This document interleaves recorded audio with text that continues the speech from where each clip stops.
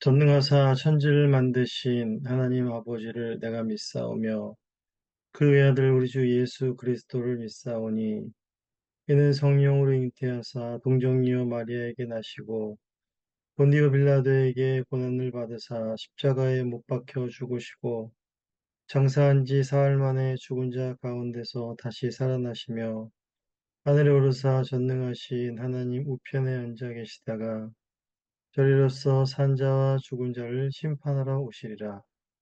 성령을 믿사오며 거룩한 공예와 성도가 서로 교통하는 것과 죄를 사하여 주시는 것과 몸이 다시 사는 것과 영원히 사는 것을 믿사옵나이다. 아멘.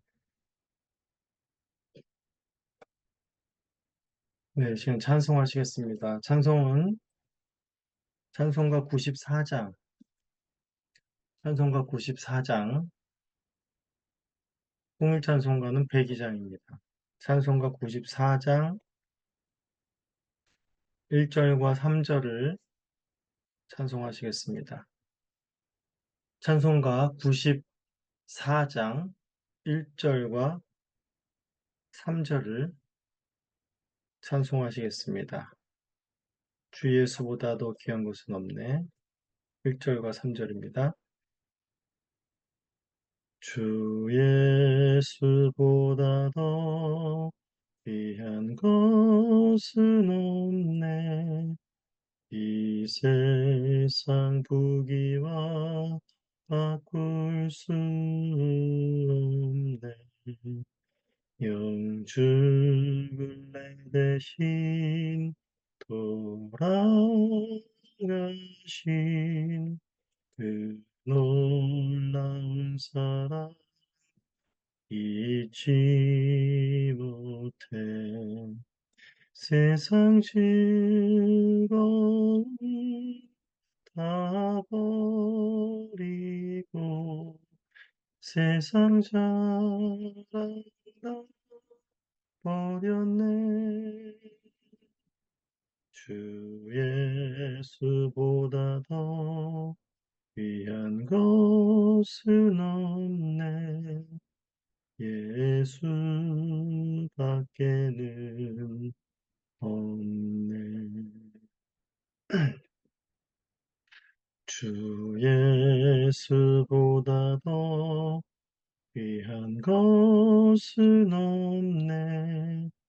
이 세상 행복과 바꿀 수 없네. 유혹과 핍박이 몰려와도 주 섬기는 내 맘 변치 않아. 세상 즐거움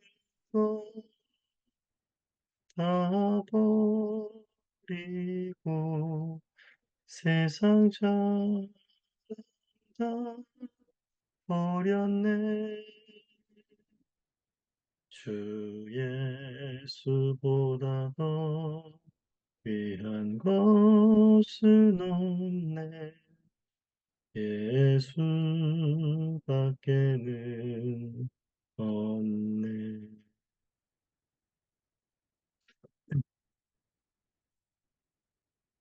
하나님 말씀 보시겠습니다. 하나님 말씀은 시편 106편, 시편 106편 13절에서 31절까지의 말씀입니다.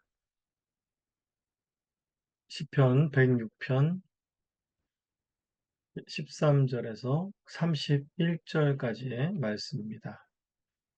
말씀을 봉독하겠습니다. 그러나 그들은 그가 행하신 일을 곧 잊어버리며 그의 가르침을 기다리지 아니하고 광야에서 욕심을 크게 내며 사막에서 하나님을 시험하였도다.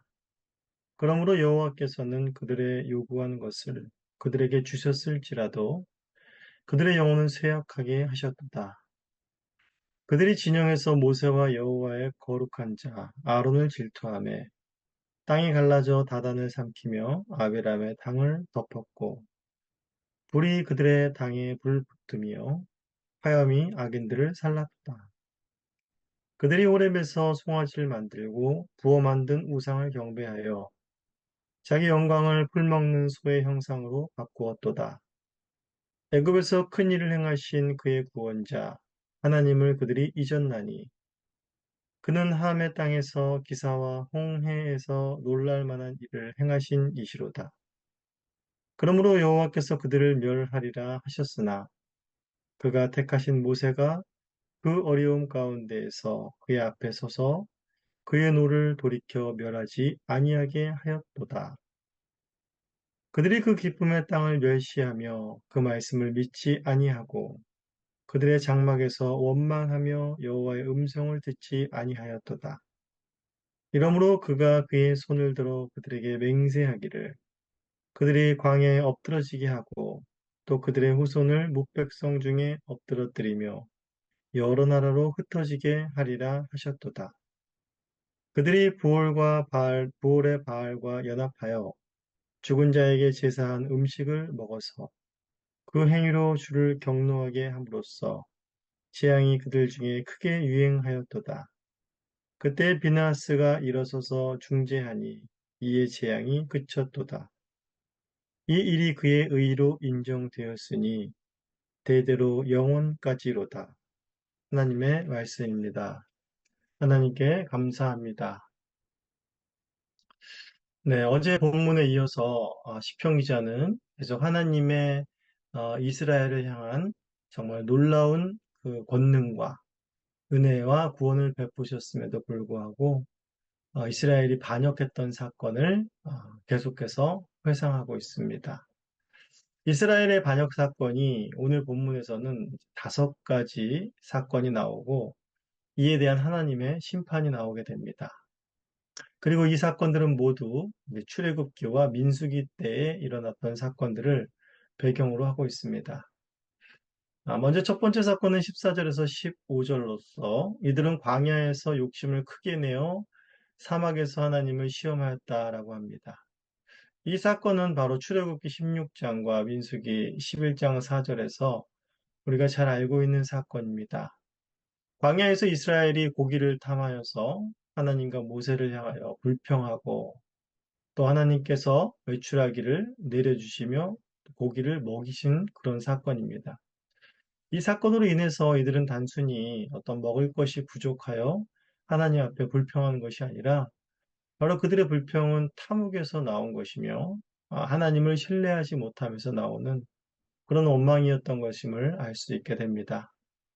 그래서 이들은 하나님께서 고기를 주시고 고기를 이가 물리게도 먹었음에도 불구하고 그들의 영혼은 쇠약하게 되었다라고 말을 합니다. 또 두 번째 사건은 이제 16절에서 18절에 나와 있는 것으로서 이제 다단과 아비람의 반란 사건입니다. 이것은 민수기 16장의 내용인데 이 사건은 바로 모세와 아론의 지휘권에 대한 도전이었습니다. 이들을 세우신 분은 바로 하나님이셨기 때문에 이들에게 반기를 든다는 것은 바로 하나님을 대적하는 것과 같은 것이었습니다. 그에 대한 결과는 바로 땅이 갈라져서 이들을 덮어버리고 그들을 따르는 자들을 불로 살라버린 무서운 심판이었습니다. 그리고 세 번째 사건은 19절에서 23절에 나와 있는 바로 우리가 잘 알고 있는 금송아지 사건입니다. 이 사건은 출애굽기 32장 1절에서 6절까지에 나와 있는 내용으로서 모세가 십계명을 받기 위해서 시내산에 올라갔을 때에 모세가 내려오는 것이 오래 걸리자 바로 백성들이 아론에게 우리를 위하여 우리를 인도할 신을 만들라 라고 해서 만든 것이 바로 금송아지였었죠. 하나님의 영광을 소의 형상으로 바꾸어버린 아주 죄악된 짓이었습니다. 모세를 기다리지 못하고 조급한 마음에 자신들의 안정을 얻기 위해서 하나님을 모독하는 그런 죄악된 행위를 일삼은 것이지요.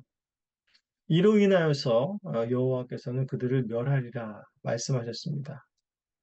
그리고 또 네 번째 사건은 24절에서 27절에 가데스바네아에서 정탐꾼들이 가나안 땅을 정탐하고 돌아와서 그 땅에 돌아갈 수 없다 판단하며 애굽으로 돌아가자 하고 한 패역한 사건을 또한 회상하고 있습니다. 본문에서 그들이 그 기쁨의 땅을 멸시하며 그 말씀을 믿지 아니하고 그들의 장막에서 원망하여 여호와의 음성을 듣지 않았다라고 말합니다. 그에 대한 결과는 어땠습니까? 바로 광야에서 이들이 엎드려뜨리겠다라고 하나님께서 하셨습니다. 이 사건으로 인해서 바로 광야 40년의 여정을 걷게 되며 1세대가 다 광야에서 죽은 것을 우리는 잘 알고 있습니다. 그리고 마지막 다섯 번째 사건은 28절에서 31절에서 나와 있는 바로 부월에서의 사건입니다. 이것은 바로 민수기 25장 1절에서 18절의 내용, 사건을 회상하는 것이죠. 이스라엘이 시딤에 머물렀을 때에 바로 부올 지방에서 섬기는 바알 신을 함께 섬기고 또 그들의 제사 음식을 먹고 또한 여인들과 음행을 하며 하나님을 반역한 그런 패역한 사건이었습니다. 이로 인해서 하나님께서는 이들에게 재앙을 내리셨고 또 연병으로 2만 4천 명이 죽은 사건을 우리가 알고 있습니다. 시편 기자는 이스라엘이 하나님의 이런 크신 은혜와 긍휼에도 불구하고 이처럼 반역하며 죄를 짓는 이유를 1절에서 이렇게 말을 하죠. 첫 번째로 이들은 하나님이 행하신 일들을 곧 잃어버린다라는 것입니다. 애굽에서 놀라운 권능으로 구원하여 내시고 또 홍해에서 홍해를 건너는 그러한 큰 일들을 경험하여 놓고선도 광야에서 이르러 며칠도 못 되어서 이내 하나님이 행하신 일, 그 크고 위대하신 일들을 잊어버리는 것이었습니다. 하나님께서 이들에게 행하신 일이 결코 작은 일이 아니었죠. 어느 백성도 경험치 못할, 그리고 그곳의 근동에 소문이 다 날 정도의 엄청난 권능을 보이신 일임에도 불구하고 그것을 금방 잊어버리는 그런 자들이었던 것입니다. 바다를 또 마른 땅으로 건넜지만 물이 쓰다고 불평하고 고기가 없다고 불평하는 것이 바로 이들의 모습이요. 또한 우리의 죄된 본성이라는 것을 우리는 알아야 될 것입니다. 또한 두 번째로 이들은 기다리지 않는다라고 말하고 있습니다. 하나님께서는 이스라엘에게 분명한 약속을 주셨고 그 길을 인도하실 하나님이심을 경험케 하셨습니다. 하지만 인간은 하나님을 기다리지 않는다는 것이죠. 당장 눈에 보이는 것에 마음을 뺏기기 일쑤입니다. 욕심에 사로잡혀 금세 모세와 하나님을 원망하기를 주저하지 않는 것입니다. 세상 사람들이야 앞에 소망이 없고 보여지는 미래가 없으므로 당장 눈앞의 일에 서두를 수밖에 없습니다. 하지만 하나님의 백성은 다르다는 것이지요. 기다리는 자들이어야 합니다. 하나님께 소망을 두고 그가 하실 일을 기다려야 하며 하나님을 신뢰하고 그가 하실 일을 소망하며 바라보아야 하는 것입니다. 우리 본문을 통해서도 계속 살펴보았지만은 하나님께서는 이런 자들을 벌하지 않을 수 없었습니다. 이들은 하나님께서 주시는 복을 받을 자격이 없었을 뿐더러 멸망과 죽음을 피할 수 없는 자들임을 시편 기자는 잘 알고 있었던 것입니다. 그러나 시편 기자는 이런 조상들과 자신들의 모습을 인정하면서도 조상들과 자신들이 구원을 얻을 수 있는 유일한 길을 발견한 것을 오늘 시편을 통해서 알고 있습니다. 그것은 바로 오늘 본문에서 모세와 비느하스를 통해 나타난 중재자라는 것입니다. 23절과 30절에서 이스라엘은 모두 멸절당할 만큼 하나님의 큰 분노를 샀습니다. 하지만 거기서 모세와 비느하스가 하나님의 진노를 누그러뜨리고 멸망에서 벗어나게 하는 것을 시편 기자는 회상합니다. 이것은 모세와 비느하스의 어떤 대단함이나 그들의 의로움을 바라보라라는 것이 아니라 바로 패역한 이스라엘이 중보자가 필요하며 또 그 중보자를 바라보아야 함을 내다보고 있는 것입니다. 결국 시편 기자가 2절에서 우리 어제 봤던 2절에서 정의를 지키는 자들과 항상 공의를 행하는 자는 복이 있도다 한 것은 바로 우리가 이스라엘이 공의와 정의를 행할 수 있다라는 자신감에서 한 말이 아닌 것임을 알 수 있습니다. 시편 기자는 철저히 이스라엘의 힘으로는 공의와 정의를 그리고 신실하신 하나님을 찬양할 능력이 없다라는 것을 잘 알고 있는 것입니다. 하지만 진정한 공의와 정의를 실현하실 그리스도께서는 하나님의 능하신 일들을 온전히 선포하며 하나님께 온전한 영광을 돌리기에 합당한 분이십니다. 오늘날 우리가 정의와 공의를 행하며 또한 하나님을 찬양한 자리에 있을 수 있는 것은 또한 그것을 하기에 힘쓸 수 있는 것은 그리스도의 의를 덧입은 그런 큰 은혜를 입은 이기 때문에 가능하다라는 것을 우리는 기억해야 합니다. 오늘의 말씀을 우리 생각하면서 미가서 6장의 말씀을 마음에 새기고 오늘 말씀을 마치도록 하겠습니다. 미가서 6장 말씀입니다.